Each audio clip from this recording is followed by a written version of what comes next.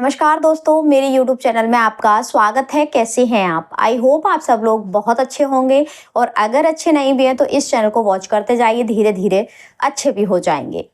हमारे दिमाग में हमेशा एक सवाल आता है कि जो लोग गलत कर्म कर रहे हैं, गलत काम कर रहे हैं, फिर भी वो लोग खूब फल फूल रहे हैं। बढ़िया गाड़ी, लग्जरी लाइफ, बढ़िया बंगला, सब कुछ है उनके पास और फिर हमसे बोला जाता है कि धर्म से चलो, अच्छे काम करो, किसी का बुरा मत करो और हमें जब देखो जब हमेशा असफलता ही मिलती है, बल्कि जब हम अच्छे कर्म कर रहे हैं और अच्छे मार्ग पर चल रहे हैं। ऐसा क्यों होता है? और अधर्मी तो हमेशा गलत मार्ग पर चलते हैं और लोगों के साथ गलत भी करते हैं, उनके अंदर दया भाव भी नहीं होता है, कुछ नहीं होता है, फिर भी वो हमेशा सफल सफल सफल होते जाते हैं। ये आपका भ्रम भी हो सकता है, ठीक है? बिल्कुल आप इसको सत्य मान लीजिए कि जो व्यक्ति जितना आपको दिख रहा है ना कि ये व्यक्ति गलत कर्म कर रहा है और फिर भी सुखी है, वो आपको गलत लग रहा है। क्योंकि वो व्यक्ति कहीं ना कहीं अगर पैसे से सुखी है ना, तो वो व्यक्ति मन से अशांत होगा, मन से दुखी होगा। जब आप उसको नजदीक से जाके देखेंगे ना, तब आपको लगेगा कि हाय, इससे तो मैं ही बहुत अच्छा हूँ।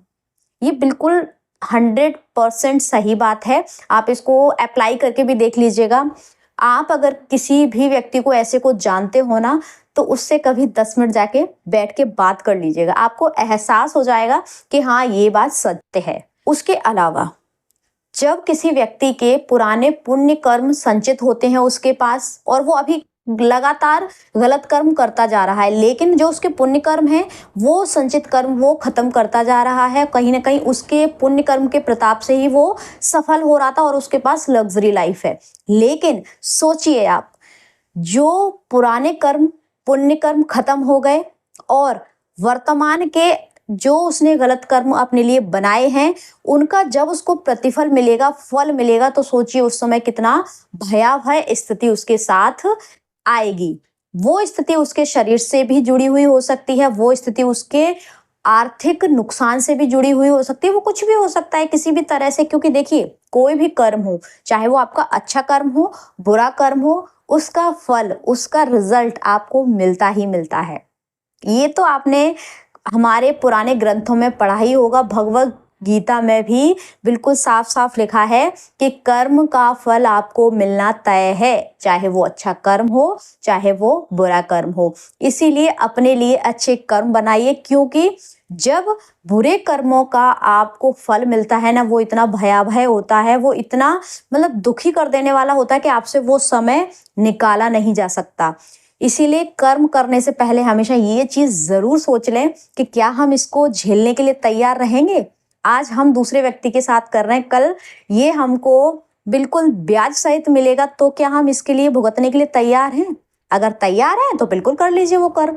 अगर आप एक अच्छा काम करते हैं, किसी भी व्यक्ति की मदद करते हैं या फिर किसी व्यक्ति के प्रति दया, करुणा, इस तरह के भाव आपके अंदर रहते हैं, तो आपको उसका भी रिजल्ट मिलेगा। वो रिजल्ट आपको अच्छे प्रतिफल के रूप में मिलेगा और जो आप दूसरे इंसान के साथ गलत कर रहे हैं, उसका प्रतिफल आपको मिलना मिलना बिल्कुल तय है। तो इसीलिए हमेशा वही कर्म करिए जिसको आप भुगतने के लिए तैयार हो। और आपको लग रहा है ना कि आज मैं अच्छा कर रहा हूँ, कल मेरे साथ भी अच्छा होगा, तो ये आपको बिल्कुल सही लग रहा है। इस पर बिल्कुल अडिल रहिए, बिल्कुल मत डगमगाइए। आप अपनी मेहनत में कोई कमी मत छोड़िए और अपने अच्छे कर्मों को आप आगे बढ़ाते जाइए। फिर देखिए आपका जीवन, आपके पास आर्थिक थोड़ी बहुत कमी हो सकती है, लेकिन आप मन से एकदम शांति का अनुभव हमेशा 24 घंटे करेंगे।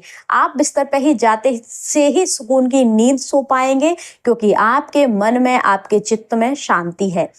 और जिसके जीवन में शांति होती है ना, वो व्यक्ति डिसीजंस भी बहुत अच्छे से लेता है। वो व्यक्ति अपने आर्थिक जो फैसले होता है वो भी अच्छे से ले लेता है।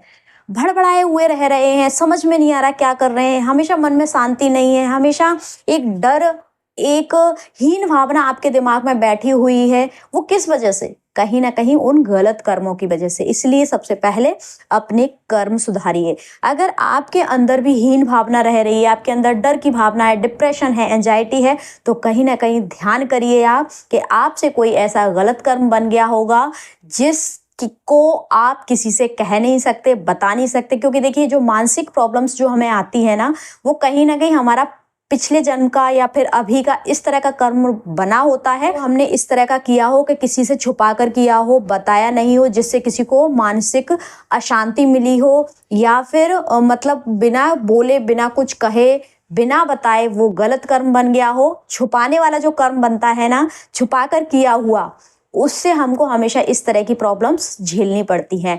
मुझे जहाँ तक समझ में आया है, इतना समझ में आया है कि आप अगर मेहनत करते हुए अच्छी भावना के साथ, दूसरे के प्रति अच्छे भाव रखते हुए अगर आप आगे बढ़ते हैं और अपनी मेहनत में कोई कसर नहीं छोड़ते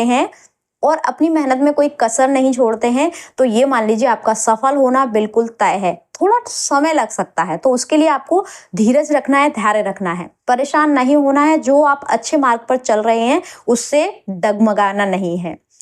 यूनिवर्स हमारे साथ होते हैं, ईश्वर हमारे साथ होते हैं, कब? जब हम अच्छे मार्ग पर चल रहे होते हैं। और मेहनत तो आप कर ही रहे हैं, तो फिर भाई रिजल्ट क्यों नहीं मिलेगा आपको? कहाँ जाएगा रिजल्ट? थोड़ा सा पेशेंस रखिए और रिजल्ट आपके साथ और आपके लिए ही होगा। ठीक है जी, आई होप आपको वीडियो पसंद आया होगा। हंसते रहिए, मुस्कुराते रहिए और दूसरों को मुस्कुराने की बजाय देते रहिए। Thank you, thanks for watching.